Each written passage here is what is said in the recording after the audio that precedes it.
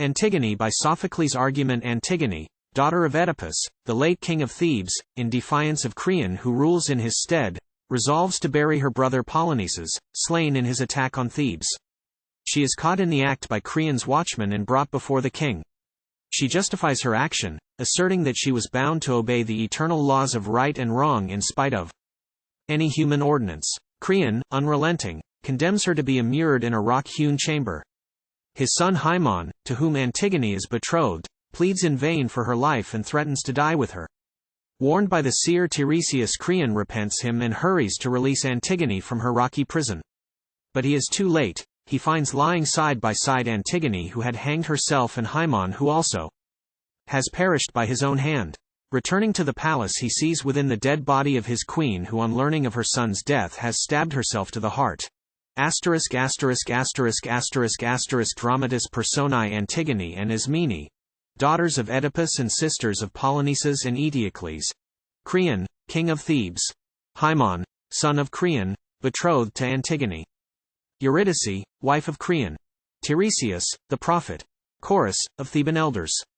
A watchman, a messenger, a second messenger. Antigone and Ismene before the palace gates.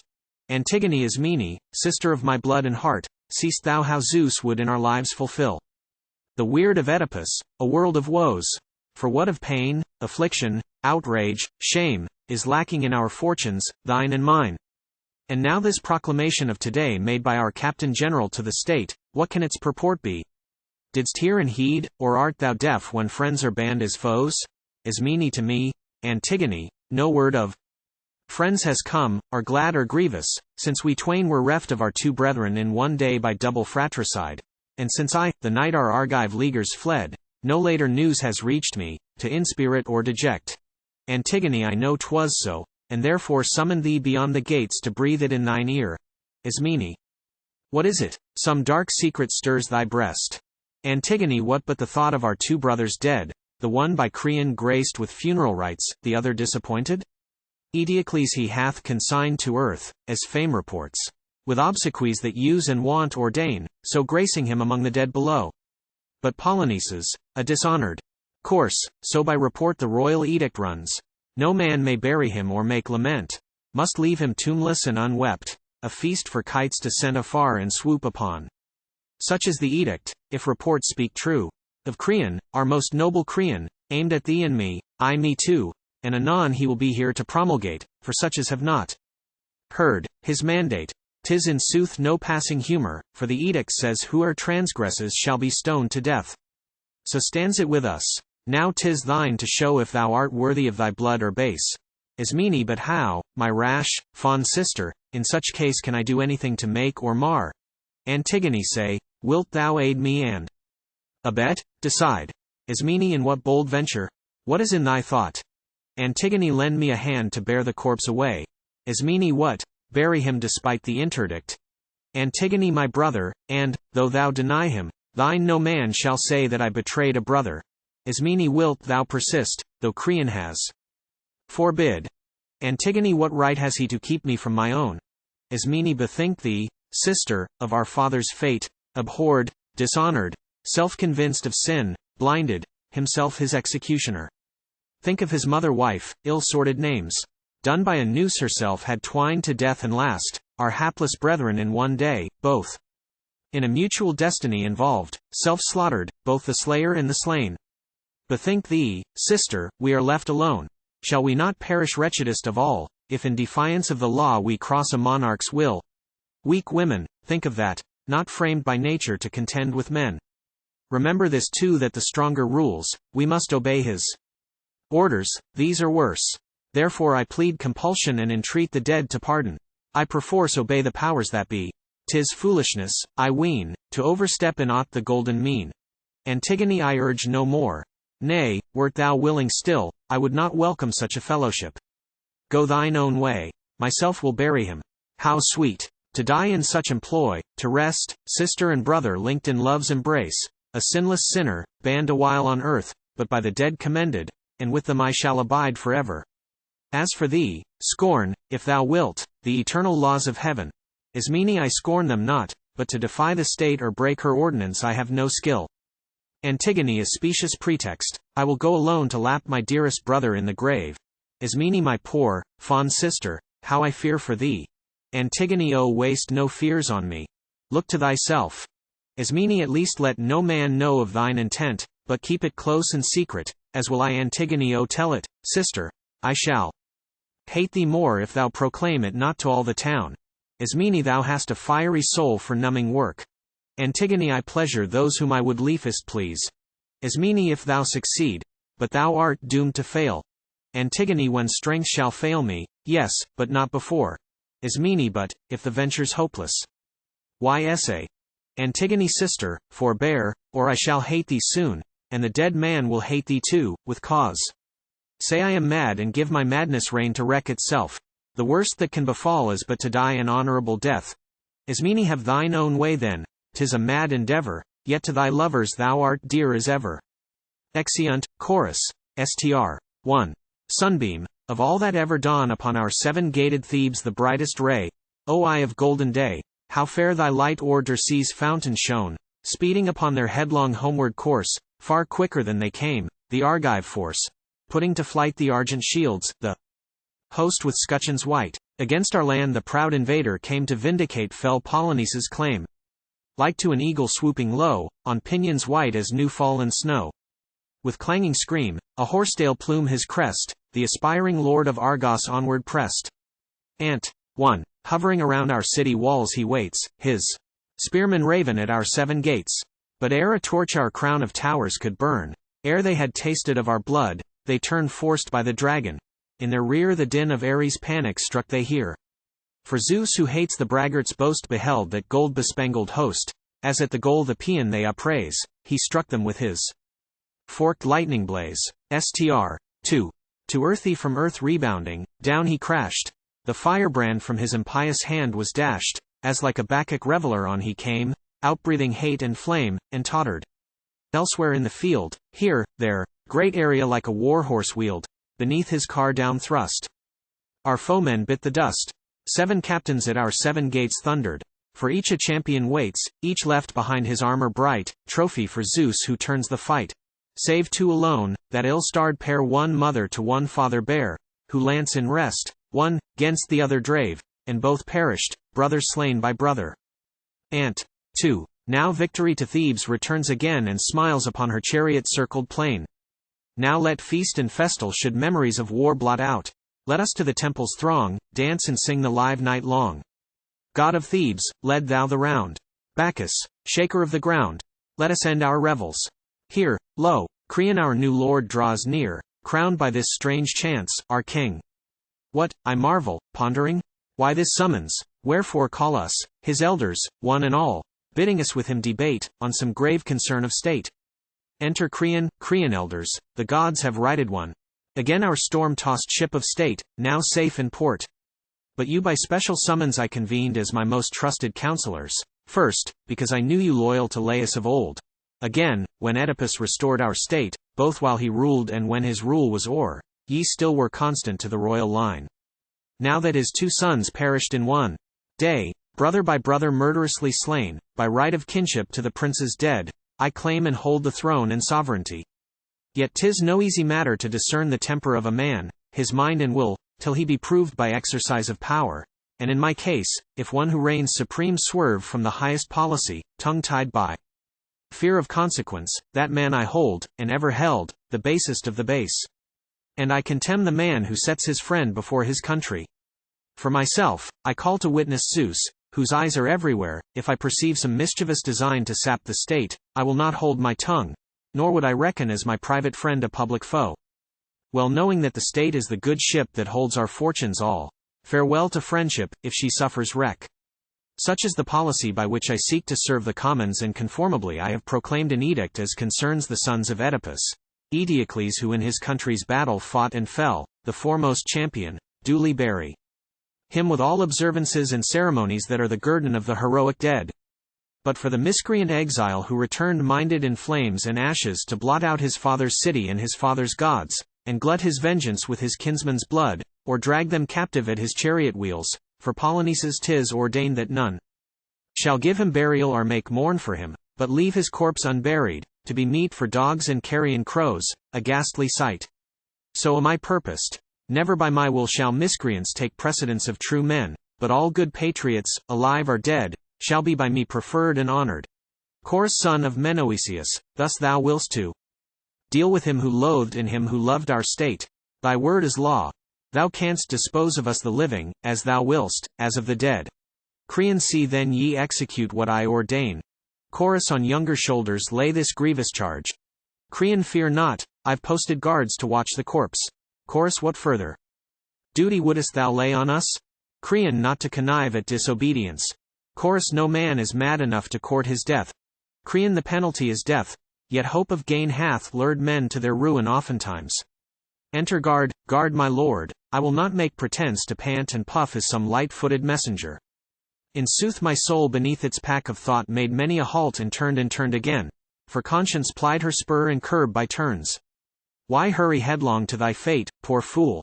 She whispered. Then again, if Creon learn this from another, thou wilt rue it worse. Thus leisurely I hastened on my road. Much thought extends a furlong to a league, but in the end the forward voice prevailed, to face thee. I will speak though I say nothing. For plucking courage from despair methought, let the worst hap, thou canst but meet thy fate. Creon, what is thy news? Why this despondency? Guard, let me premise a word about myself. I neither did the deed nor saw it done, nor were it just that I should come to harm. Creon, thou art good at parry, and canst fence about some matter of grave import, as is plain. Guard, the bearer of dread tidings needs must quake. Creon, then, Sirrah, shoot thy bolt and get thee gone. Guard well, it must out. The corpse is buried. Someone e'en now besprinkled it with thirsty dust, performed the proper ritual, and was gone. Creon, what sayst thou? Who hath dared to do this thing? Guard, I cannot tell, for there was ne'er a trace of pick or mattock.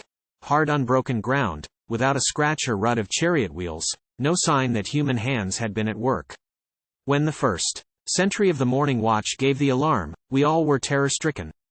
The corpse had vanished, not interred in earth, but strewn with dust, as if by one who sought to avert the curse that haunts the unburied dead, of hound or ravening jackal, not a sign.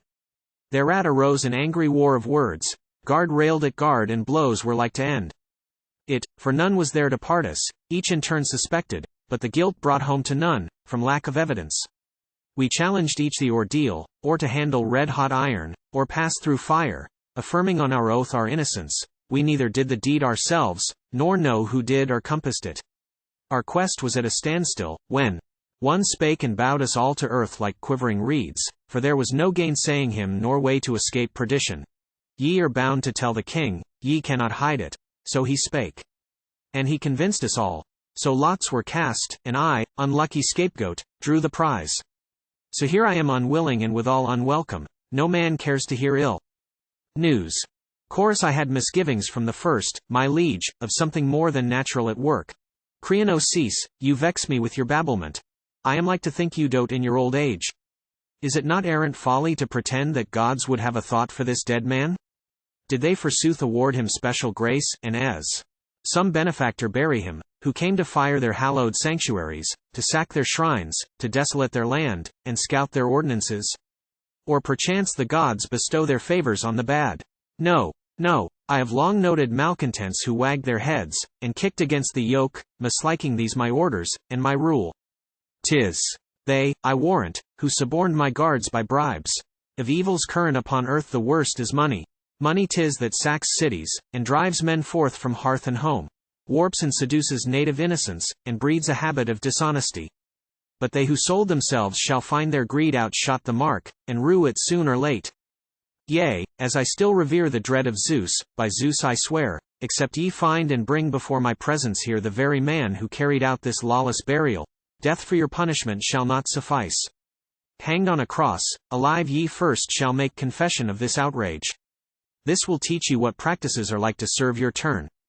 There are some villainies that bring no gain, for by dishonesty the few may thrive, the many come to ruin and disgrace.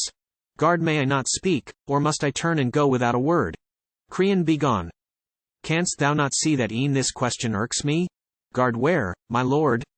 Is it thy ears that suffer, or thy heart? Creon, why seek to probe and find the seat of pain? Guard, I gall thine ears, this miscreant thy mind. Creon, what an inveterate babbler. Get thee gone. Guard, babbler perchance, but innocent of the crime. Creon, twice guilty, having sold thy soul for gain. Guard, alas! How sad when reasoners reason wrong. Creon, go, quibble with thy reason. If thou failst to find these malefactors, thou shalt own the wages of ill-gotten gains is death. Exit Creon, guard, I pray he may be found. But caught or not, and fortune must determine that, thou never shalt see me here returning, that is sure. For past all hope or thought I have escaped, and for my safety owe the gods much thanks. Chorus, Str. 1. Many wonders there be, but not more wondrous than man.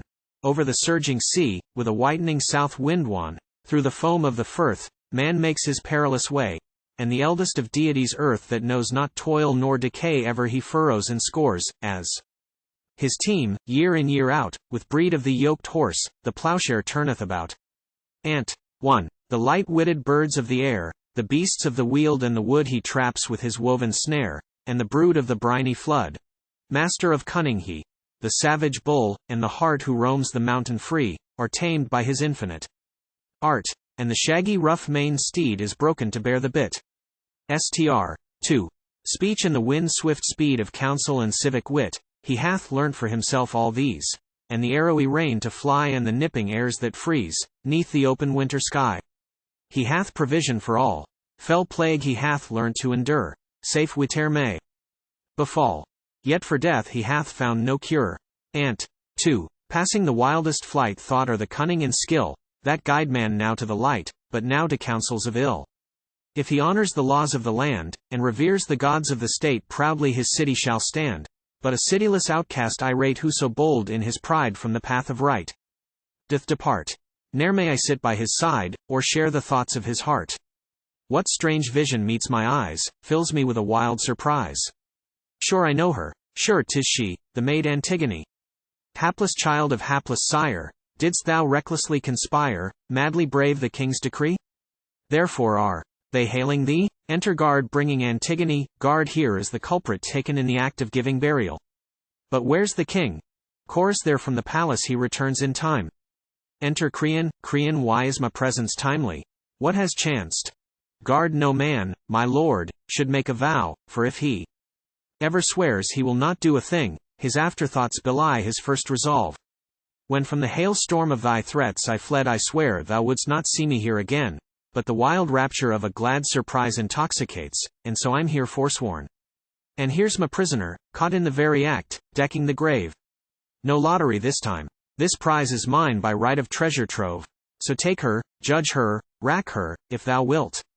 She's thine, my liege, but I may rightly claim hence to depart well quit of all these ills.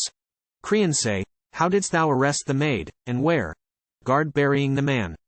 There's nothing more to tell. Creon, hast thou thy wits? Or knowst thou what thou sayst? Guard, I saw this woman burying the corpse against thy orders. Is that clear and plain? Creon, but how was she surprised and caught in the act? Guard, it happened thus. No sooner had we come, driven from thy presence by those awful threats, than straight we swept away all trace of dust, and bared the clammy body. Then we sat high on the ridge to windward of the stench, while each man kept he fellow alert and rated roundly the sluggard if he chanced to nap. So all night long we watched, until the sun stood high in heaven, and his blazing beams smote us. A sudden whirlwind then upraised a cloud of dust that blotted out the sky, and swept the plain, and stripped the woodlands bare, and shook the firmament. We closed our eyes and waited till the heaven-sent plague should pass. At last it ceased, and lo! There stood this maid. A piercing cry she uttered, sad and shrill, as when the mother bird beholds her nest robbed of its nestlings. Even so the maid wailed, as she saw the body stripped and bare, and cursed the ruffians who had done this deed. Anon she gathered handfuls of dry dust, then, holding high a well-wrought brazen urn, thrice on the dead she poured a lustral stream. We at the sight swooped down on her and seized our quarry. Undismayed she stood, and when we taxed her with the former crime, and this, she disowned nothing. I was glad and grieved, for 'tis most sweet to 'scape oneself scot-free, and yet to bring disaster to a friend is grievous. Take it all in all, I deem a man's first duty is to serve himself. Creon, speak, girl, with head bent low and downcast eyes, dost thou plead guilty or deny the deed? Antigone, guilty. I did it, I deny it not. Creon, to Guard. Sirrah, begone whither thou wilt, and thank thy luck that thou hast 'scaped a heavy charge. To Antigone. Now answer this plain question, yes or no, wast thou acquainted with the interdict? Antigone, I knew, all knew. How should I fail to know? Creon, and yet wert bold enough to break the law. Antigone, yea, for these laws were not ordained of Zeus, and she who sits enthroned with gods below, justice, enacted not these human laws. Nor did I deem that thou, a mortal man, couldst by a breath annul and override the immutable unwritten laws of heaven. They were not born today nor yesterday, they die not, and none knoweth whence they sprang. I was not like, who feared no mortal's frown, to disobey these laws and so provoke the wrath of heaven. I knew that I must die, e'en hadst thou not proclaimed it, and if death is thereby hastened, I shall count it gain. For death is gain to him whose life, like mine, is full of misery. Thus my lot appears not sad, but blissful. For had I endured to leave my mother's son unburied there, I should have grieved with reason, but not now. And if in this thou judgest me a fool, methinks the judge of follies not acquit. Chorus, a stubborn daughter of a stubborn sire, this ill-starred maiden kicks against the pricks. Creon, well, let her know the stubbornest of wills are soonest bended, as the hardest iron, or heated in the fire to brittleness, flies soonest into fragments, shivered through. A snaffle curbs the fieriest steed, and he who in subjection lives must needs be meek. But this proud girl, in insolence well schooled, first overstepped the established law, and then, a second and worse act of insolence, she boasts and glories in her wickedness. Now if she thus can flout authority unpunished, I am woman, she the man. But though she be my sister's child or nearer of kin than all who worship at my hearth, nor she nor yet her sister shall escape the utmost penalty, for both I hold, as arch-conspirators, of equal guilt. Bring forth the older. Even now I saw her within the palace, frenzied and distraught. The workings of the mind discover oft dark deeds in darkness schemed, before the act. More hateful still the miscreant who seeks when caught, to make a virtue of a crime. Antigone, wouldst thou do more than slay thy prisoner? Creon, not I, thy life is mine, and that's enough. Antigone, why dally then? To me no word of thine is pleasant. God forbid it e'er should please. Nor am I more acceptable to thee. And yet how otherwise had I achieved a name so glorious as by burying a brother? So my townsmen all would say, were they not gagged by terror, manifold a king's prerogatives, and not the least that all his acts and all his words are law. Creon, of all these Thebans none so deems but thou. Antigone, these think as I, but bate their breath to thee. Creon, hast thou no shame to differ from all these? Antigone, to reverence kith and kin can bring no shame. Creon, was his dead foeman not thy kinsman too? Antigone, one mother bare them and the self-same sire. Creon, why cast a slur on one by honoring one? Antigone, the dead man will not bear thee out in this. Creon, surely, if good and evil fare alive. Antigone, the slain man was no villain, but a brother. Creon, the patriot perished by the outlaw's brand. Antigone, nathless the realms below these rights require. Creon, not that the base should fare as do the brave. Antigone, who knows if this world's crimes are virtues there? Creon, not even death can make a foe a friend. Antigone, my nature is for mutual love, not hate. Creon, die then, and love the dead if thou must. No woman shall be the master while I live. Enter Ismene, chorus low from out the palace gate, weeping o'er her sister's fate, comes Ismene. See her brow, once serene, beclouded now, see her beauteous face o'erspread with a flush of angry red. Creon, woman, who like a viper unperceived didst harbor in my house and drain my blood, two plagues I nurtured blindly, so it proved, to sap my throne. Say, didst thou too abet this crime, or dost abjure all privity? Ismene, I did the deed, if she will have it so, and with my sister claim to share the guilt. Antigone, that were unjust. Thou wouldst not act with me at first, and I refused thy partnership. Ismene, but now thy bark is stranded, I am bold to claim my share as partner in the loss. Antigone, who did the deed the underworld knows well. A friend in word is never friend of mine. Ismene, O sister, scorn me not, let me but share thy work of piety, and with thee die. Antigone, claim not a work in which thou hadst no hand. One death sufficeth. Wherefore shouldest thou die? Ismene, what would life profit me bereft of thee? Antigone asked Creon, he's thy kinsman and best friend. Ismene, why taunt me? Find'st thou pleasure in these gibes? Antigone, 'tis a sad mockery, if indeed I mock. Ismene, O say if I can help thee even now. Antigone, no, save thyself. I grudge not thy escape. Ismene, is e'en this boon denied, to share thy lot? Antigone, yea, for thou chodst life, and I to die. Ismene, thou canst not say that I did not protest. Antigone, well, some approved thy wisdom, others mine. Ismene, but now we stand convicted, both alike. Antigone, fear not, thou lievest, I died long ago then when I gave my life to save the dead. Creon, both maids, methinks, are crazed. One suddenly has lost her wits, the other was born mad. Ismene, yea, so it falls, sire, when misfortune comes, the wisest even lose their mother wit. Creon, I, faith thy wit forsook thee when thou madst thy choice with evil doers to do ill. Ismene, what life for me without my sister here? Creon, say not thy sister here, thy sister's dead. Ismene, what, wilt thou slay thy own son's plighted bride? Creon, I, let him raise him seed from other fields. Ismene, no new espousal can be like the old. Creon, a plague on trulls who court and woo our sons. Antigone, O Haemon, how thy sire dishonors thee. Creon, a plague on thee and thy accursed bride. Chorus, what, wilt thou rob thine own son of his bride? Creon, 'tis death that bars this marriage, not his sire. Chorus, so her death warrant, it would seem, is sealed. Creon, by you, as first by me. Off with them, guards, and keep them close. Henceforward let them learn to live as women use, not roam at large. For e'en the bravest spirits run away when they perceive death pressing on life's heels. Chorus, str. 1. Thrice blessed are they who never tasted pain.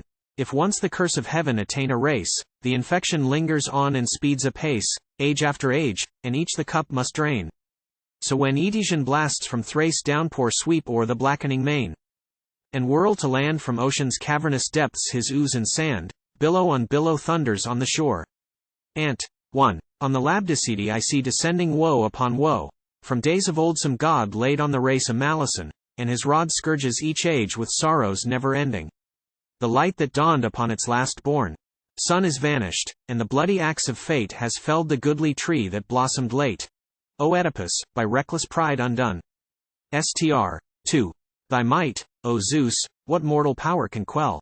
Not sleep that lays all else beneath its spell, nor moons that never tire, untouched by time, throned in the dazzling light that crowns Olympus' height. Thou reignest king, omnipotent, sublime. Past, present, and to be, all bow to thy decree. All that exceeds the mean by fate is punished, love or hate. Ant. 2. Hope flits about never wearying wings. Profit to some light love she brings, but no man knoweth how her gifts may turn, till, 'neath his feet the treacherous ashes burn. Sure 'twas a sage inspired that spake this word. If evil good appear to any, fate is near, and brief the respite from her flaming sword. Hither comes in angry mood Haemon, latest of thy brood. Is it for his bride he's grieved, or her marriage bed deceived, doth he make his mourn for thee, maid forlorn, Antigone? Enter Haemon. Creon, soon shall we know, better than seer can tell. Learning may fix decree anent thy bride. Thou mean'st not, son, to rave against thy sire? Know'st not whate'er we do is done in love? Haemon, O father, I am thine, and I will take thy wisdom as the helm to steer withal. Therefore no wedlock shall by me be held more precious than thy loving governance. Creon, well spoken. So right-minded sons should feel, in all deferring to a father's will. For 'tis the hope of parents they may rear a brood of sons submissive, keen to avenge their father's wrongs, and count his friends their own. But who begets unprofitable sons, he verily breeds trouble for himself, and for his foes much laughter. Son, be warned and let no woman fool away thy wits. Ill fares the husband mated with a shrew, and her embraces very soon wax cold. For what can wound so surely to the quick as a false friend? So spew and cast her off, bid her go find a husband with the dead. For since I caught her openly rebelling, of all my subjects the one malcontent, I will not prove a traitor to the state. She surely dies. Go, let her, if she will, appeal to Zeus the god of kindred, for if thus I nurse rebellion in my house, shall not I foster mutiny without? For whoso rules his household worthily, will prove in civic matters no less wise. But he who overbears the laws, or thinks to overrule his rulers, such as one I never will allow. Whome'er the state appoints must be obeyed in everything, but small and great, just and unjust alike. I warrant such a one in either case would shine, as king or subject. Such a man would in the storm of battle stand his ground, a comrade leal and true. But anarchy, what evils are not wrought by anarchy? She ruins states, and overthrows the home, she dissipates and routs the embattled host, while discipline preserves the ordered ranks. Therefore we must maintain authority and yield to title to a woman's will. Better, if needs be, men should cast us out than hear it said, a woman proved his match. Chorus to me, unless old age have dulled wits, thy words appear both reasonable and wise. Haemon father, the gods implant in mortal men reason, the choicest gift bestowed by heaven. 'Tis not for me to say thou errest, nor would I arraign thy wisdom, if I could, and yet wise thoughts may come to other men and, as thy son, it falls to me to mark the acts, the words, the comments of the crowd. The commons stand in terror of thy frown, and dare not utter aught that might offend, but I can overhear their muttered plaints, know how the people mourn this maiden. Doomed for noblest deeds to die the worst of deaths. When her own brother slain in battle lay unsepulchred, she suffered not his corse to lie for carrion birds and dogs to maul. Should not her name, they cry, be writ in gold? Such the low murmurings that reach my ear. O Father, nothing is by me more prized than thy well-being, for what higher good can children covet than their sire's fair fame, as fathers too take pride in glorious sons? Therefore, my father, cling not to one mood, and deem not thou art right, all others wrong. For whoso thinks that wisdom dwells with him, that he alone can speak or think aright, such oracles are empty breath when tried. The wisest man will let himself be swayed by others' wisdom and relax in time. See how the trees beside a stream in flood save, if they yield to force, each spray unharmed, but by resisting perish root and branch. The mariner who keeps his mainsheet taut, and will not slacken in the gale, is like to sail with thwarts reversed, keel uppermost. Relent then, and repent thee of thy wrath. For, if one young in years may claim some sense, I'll say 'tis best of all to be endowed with absolute wisdom. But, if that's denied, and nature takes not readily that ply, next wise is he who lists to sage advice. Chorus if he says aught in season, heed him, king. To Haemon. Heed thou thy sire too. Both have spoken well. Creon what, would you have us at our age be schooled, lessoned in prudence by a beardless boy? Haemon I plead for justice, father, nothing more. Weigh me upon my merit, not my years. Creon strange merit this to sanction lawlessness. Haemon for evil doers I would urge no plea. Creon. Is not this maid an errant law-breaker? Haemon the Theban commons with one voice say, no Creon what, shall the mob dictate my policy? Haemon 'tis thou, methinks, who speakest like a boy. Creon am I to rule for others, or myself? Haemon a state for one man is no state at all. Creon the state is his who rules it, so 'tis held. Haemon as monarch of a desert thou wouldst shine. Creon this boy, methinks, maintains the woman's cause. Haemon if thou beest woman, yes. My thoughts for thee. Creon O reprobate, wouldst wrangle with thy sire? Haemon because I see thee wrongfully perverse. Creon and am I wrong, if I maintain my rights? Haemon talk not of rights. Thou spurn'st the dew of heaven Creon O heart corrupt, a woman's minion thou. Haemon slave to dishonor thou wilt never find me. Creon thy speech at least was all a plea for her. Haemon and thee and me, and for the gods below. Creon living the maid shall never be thy bride. Haemon so she shall die, but one will die with her. Creon hast come to such a pass as threaten me. Haemon what threat is this, vain counsels to reprove? Creon vain fool to instruct thy betters. Thou shall rue it. Haemon wert not my father, I had said thou ere, street Creon. Play not the spaniel, thou a woman's slave. Haemon when thou dost speak, must no man make reply? Creon this passes bounds. By heaven, thou shalt not rate and jeer and flout me with impunity. Off with the hateful thing that she may die at once, beside her bridegroom, in his sight. Haemon think not that in my sight the maid shall die, or by my side. Never shalt thou again behold my face hereafter. Go, consort with friends who like a madman for their mate. Exit Haemon, chorus thy son has gone, my liege, in angry haste. Fell as the wrath of youth beneath a smart. Creon let him go vent his fury like a fiend. These sisters twain he shall not save from death. Chorus: surely, thou meanest not to slay them both. Creon: I stand corrected. Only her who touched the body. Chorus: and what death is she to die? Creon: she shall be taken to some desert place by man untrod, and in a rock-hewn cave, with food no more than to avoid the taint that homicide might bring on all the state, buried alive. There let her call in aid the king of death, the one God she reveres, or learn too late a lesson learned at last. 'Tis labor lost, to reverence the dead. Chorus: Str. Love resistless in fight, all yield at a glance of thine eye. Love who pillowed all night on a maiden's cheek dost lie. Over the upland holds, shall mortals not yield to thee? Ant, mad are thy subjects all, and even the wisest heart straight to folly will fall, at a touch of thy poisoned dart. Thou didst kindle the strife, this feud of kinsman with kin, by the eyes of a winsome wife, and the yearning her heart to win. For as her consort still, enthroned with justice above, thou bendest man to thy will, O all invincible love. Lo, I myself am borne aside, from justice, as I view this bride. O sight an eye in tears to drown.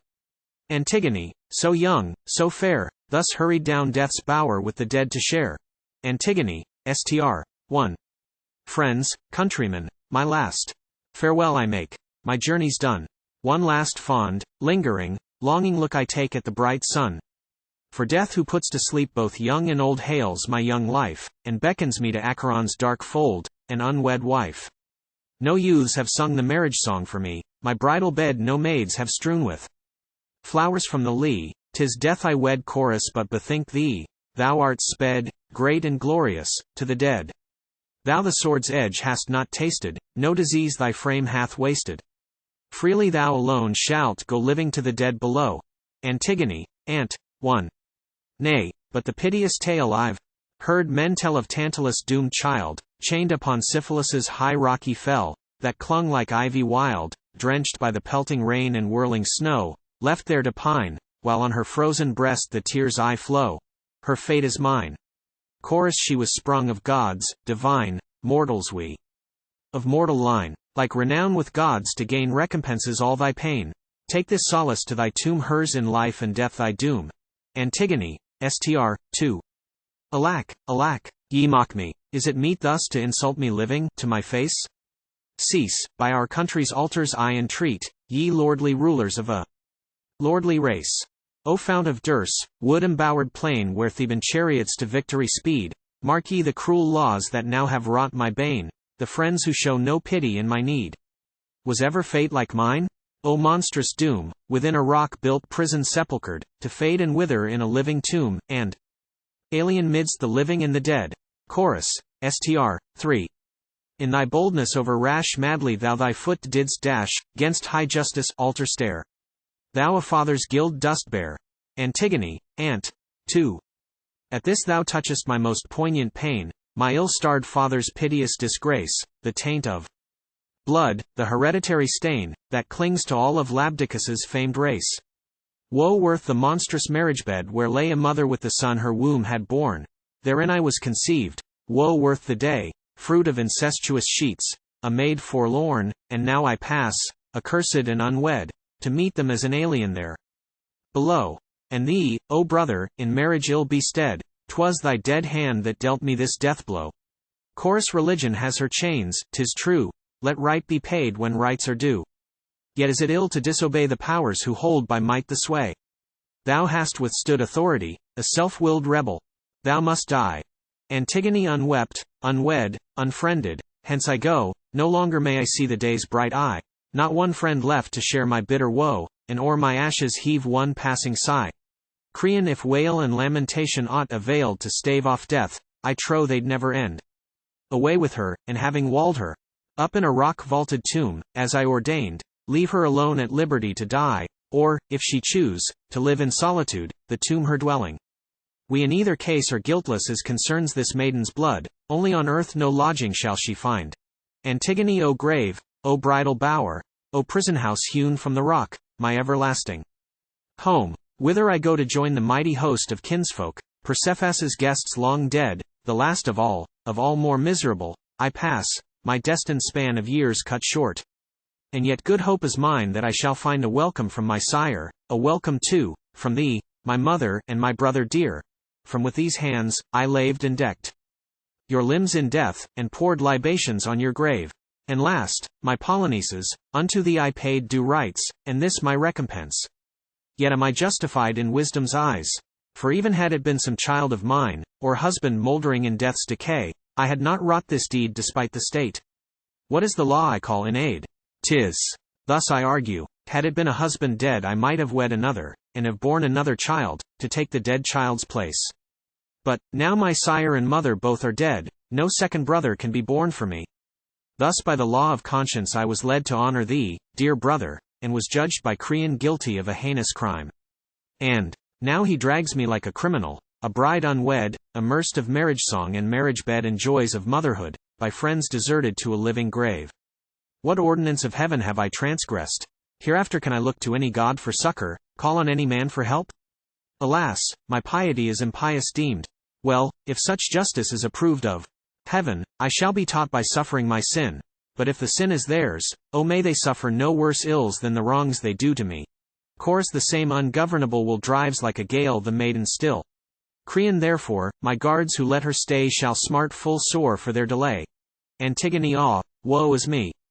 This word I hear brings death most near. Chorus I have no comfort. What he saith, portends no other thing than death. Antigone my fatherland, city of Thebes divine, ye gods of Thebes whence sprang my line, look, puissant lords of Thebes, on me. The last of all your royal house ye see. Martyred by men of sin, undone. Such meed my piety hath won. Exit Antigone, chorus. Str. 1. Like to thee that maiden bright, Danae, in her brass-bound tower, once exchanged the glad sunlight for a cell, her bridal bower. And yet she sprang of royal line, my child, like thine, and nursed the seed by her conceived of Zeus. Descending in a golden shower. Strange are the ways of fate, her power nor wealth, nor arms withstand, nor tower, nor brass-proud ships, that breast the sea from fate can flee. Ant. 1. Thus Dryas' child, the rash Edonian king, for words of high disdain did Bacchus to a rocky dungeon bring, to cool the madness of a fevered brain. His frenzy past, he learned at last 'twas madness Gibbs against a god to fling. For once he fain had quenched the Maenad's fire, and of the tuneful nine provoked the ire. Str. 2. By the iron rocks that guard the double main, on Bosporus' lone strand, where stretcheth Salmydessus' plain in the wild Thracian land, there on his borders Ares witnessed the vengeance by a jealous stepdame ton the gore that trickled from a spindle red, the sightless orbits of her stepsons twain. Ant. 2. Wasting away they mourned their piteous doom, the blasted issue of their mother's womb. But she her lineage could trace to great Erectus race, daughter of Boreas in her sire's vast caves reared, where the tempest raves, swift as his horses o'er the hills she sped. A child of gods, yet she, my child, like thee, by destiny that knows not death nor age she too was vanquished. Enter Teiresias and Boy, Teiresias princes of Thebes, two wayfarers. As one, having betwixt us eyes for one, we are here. The blind man cannot move without a guide. Creon why tidings, old Teiresias? Teiresias I will tell thee. And when thou hearest thou must heed the seer. Creon thus far I ne'er have disobeyed thy rede. Teiresias so hast thou steered the ship of state aright. Creon I know it, and I gladly own my debt. Teiresias bethink thee that thou treadest once again the razor edge of peril. Creon what is this? Thy words inspire a dread presentiment. Teiresias the divination of my arts shall tell. Sitting upon my throne of augury, as is my wont, where every fowl of heaven find harborage, upon mine ears was borne a jargon strange of twitterings, hoots, and screams. So knew I that each bird at the other tear with bloody talons, for the whir of wings could signify naught else.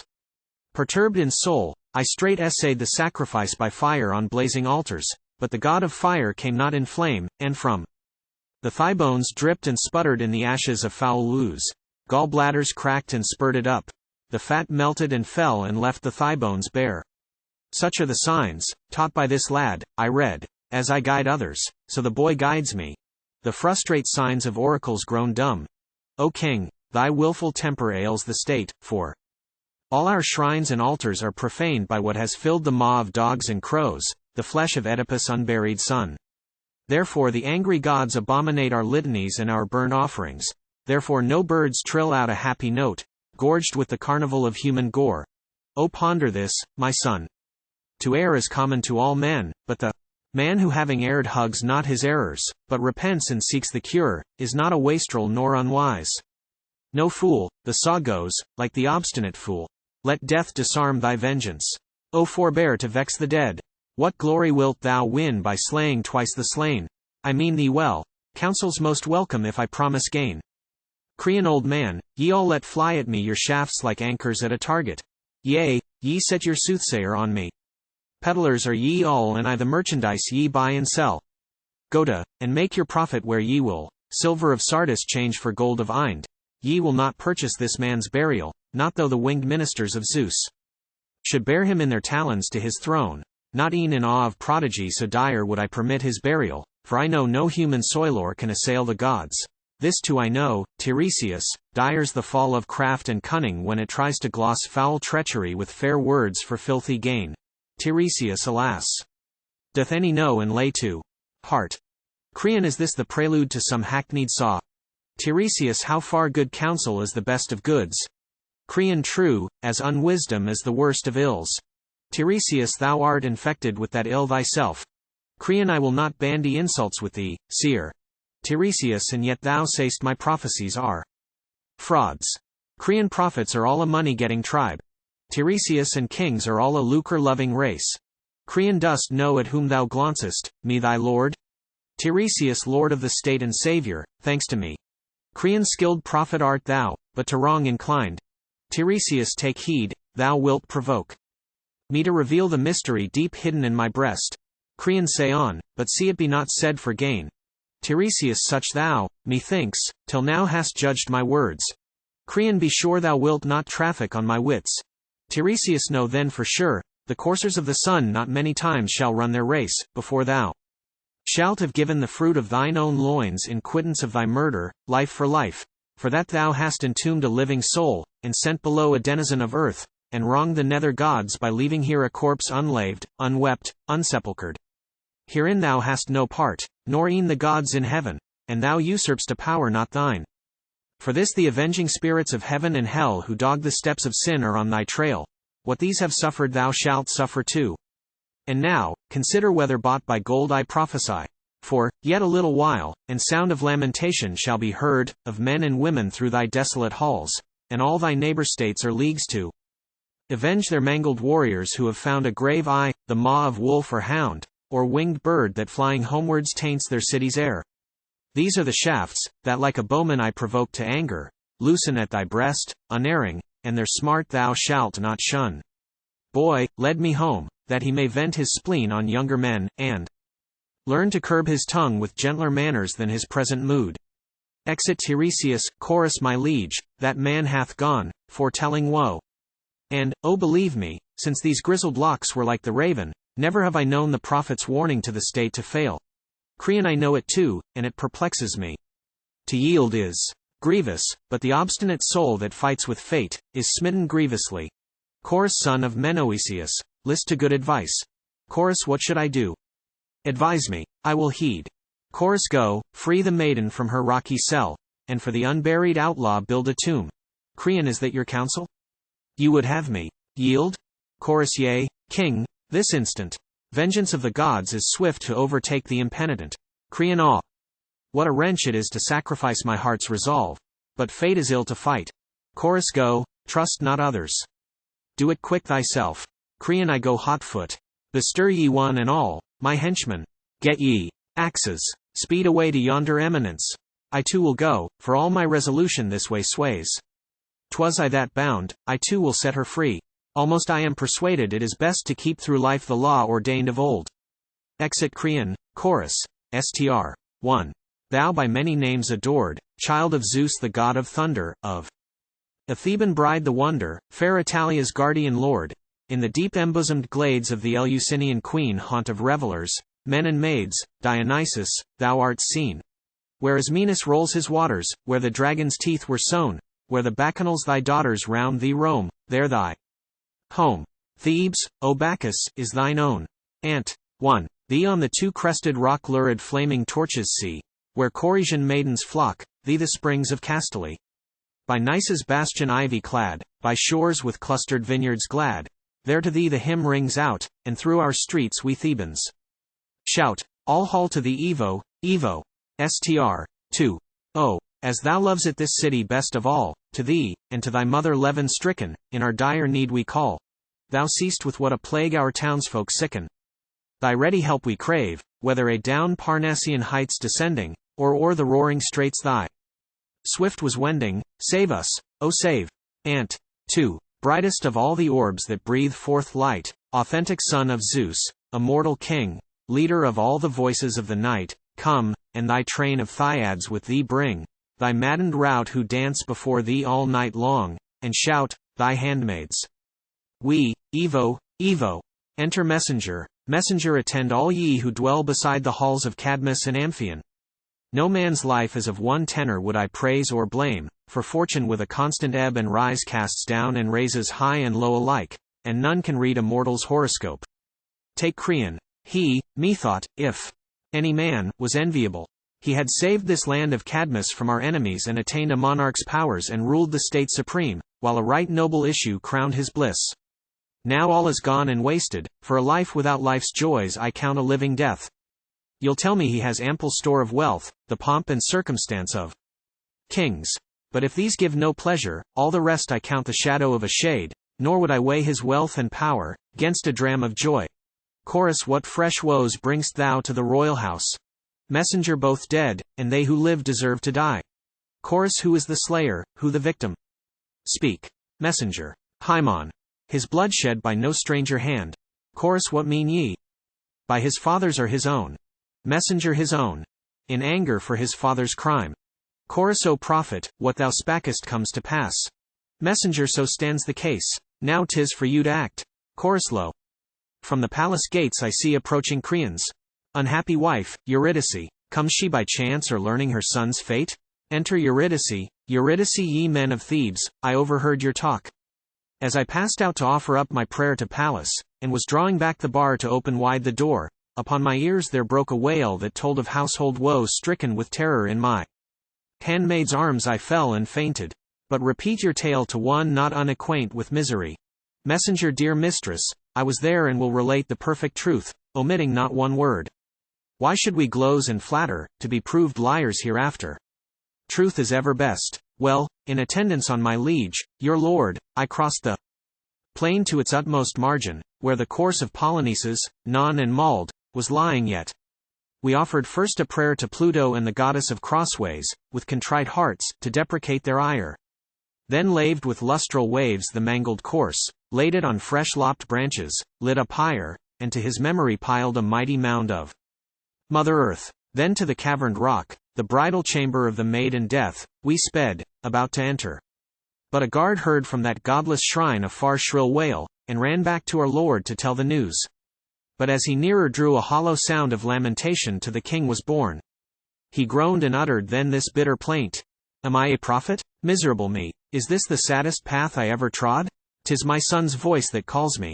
On, press on, my henchmen, haste with double speed to the tomb where rocks down torn have made a gap. Look in and tell me if in truth I recognize the voice of Haemon or am heaven deceived. So at the bidding of our distraught lord we looked, and in the craven's vaulted gloom I saw the maiden lying strangled there, a noose of linen twined about her neck, and hard beside her, clasping her cold form, her lover lay bewailing his dead bride death wedded, and his father's cruelty. When the king saw him, with a terrible groan he moved towards him, crying, O my son, what hast thou done? What ailed thee? What mischance has reft thee of thy reason? O come forth, my son, thy father supplicates. But the son glared at him with tiger eyes, spat in his face, and then, without a word, drew his two-hilted sword and smote, but missed his father flying backwards. Then the boy, wroth with himself, poor wretch, incontinent fell on his sword and drove it through his side home, but yet breathing clasped in his lax arms the maid, her pallid cheek incarnadined with his expiring gasps. So there they lay, two corpses, one in death. His marriage rites are consummated in the halls of death, a witness that of ills whiche'er befall mortals. Unwisdom is the worst of all. Exit Eurydice. Chorus, what mockest thou of this? The queen has gone without a word importing good or ill. Messenger, I marvel too, but entertain good hope. 'Tis that she shrinks in public to lament her son's sad ending, and in privacy would with her maidens mourn a private loss. Trust me, she is discreet and will not err. Chorus I know not, but strained silence, so I deem, is no less ominous than excessive grief. Messenger well, let us to the house and solve our doubts, whether the tumult of her heart conceals some fell design. It may be thou art right. Unnatural silence signifies no good. Chorus lo. The king himself appears, evidence he with him bears, 'gainst himself. Ah me! I quake, 'gainst a king such charge to make. But all must own, the guilt is his and his alone. Creon, Str. 1. Woe for sin of minds perverse, deadly fraught with mortal curse. Behold us slain in slayers, all akin. Woe for my counsel dire, conceived in sin. Alas, my son, life scarce begun, thou wast undone. The fault was mine, mine only, O my son. Chorus too late thou seemest to perceive the truth. Creon, Str. 2. By sorrow schooled, heavy the hand of God, thorny and rough the paths my feet have trod. Humbled my pride, my pleasure turned to pain. Poor mortals, how we labor all in vain. Enter second messenger. Second messenger sorrows are thine, my lord, and more to come. One lying at thy feet, another yet more grievous waits thee, when thou comest home. Creon what woe is lacking to my tale of woes? Second messenger. Thy wife, the mother of thy dead son here, lies stricken by a fresh inflicted blow. Creon, Ant. 1. How bottomless the pit, does claim me too, O death? What is this word he saith, this woeful messenger? Say, is it fit to slay anew a man already slain? Is death at work again, stroke upon stroke, first son, then mother slain? Chorus look for thyself. She lies for all to view. Creon, Ant. 2. Alas! Another added woe I see. What more remains to crown my agony? A minute past I clasped a lifeless son, and now another victim death hath won. Unhappy mother, most unhappy son. Second messenger beside the altar on a keen-edged sword she fell and closed her eyes in night, but erst she mourned for Megareus who nobly died long since, then for her son. With her last breath she cursed thee, the slayer of her child. Creon, Str. 3. I shudder with affright for a two-edged sword to slay outright a wretch like me, made one with misery. Second messenger 'tis true that thou wert charged by the dead queen as author of both deaths, hers and her son's. Creon in what wise was her self-destruction wrought? Second messenger hearing the loud lament above her son with her own hand she stabbed herself to the heart. Creon, Str. 4. I am the guilty cause. I did the deed, thy murderer. Yea, I guilty pled. My henchman led me hence, away, away, a cipher, less than nothing, no delay. Chorus well said, if in disaster aught as well his past endured demand the speediest cure. Creon, Ant. 3. Come, fate, a friend at need, come with all speed. Come, my best friend, and speed my end. Away, away, let me not look upon another day. Chorus this for the morrow. To us are present needs that they whom it concerns must take in hand. Creon I join your prayer that echoes my desire. Chorus O pray not, prayers are idle. From the doom of fate for mortals. Refuge is there none. Creon, Ant. 4. Away with me, a worthless wretch who slew unwitting thee, my son, thy mother too. Whither to turn I know now. Every way leads but astray, and on my head I feel the heavy weight of crushing fate. Chorus of happiness the chiefest part is a wise heart, and to defraud the gods in aught with perils fraught. Swelling words of high flown might mightily the gods do smite. Chastisement for errors past wisdom brings to age at last.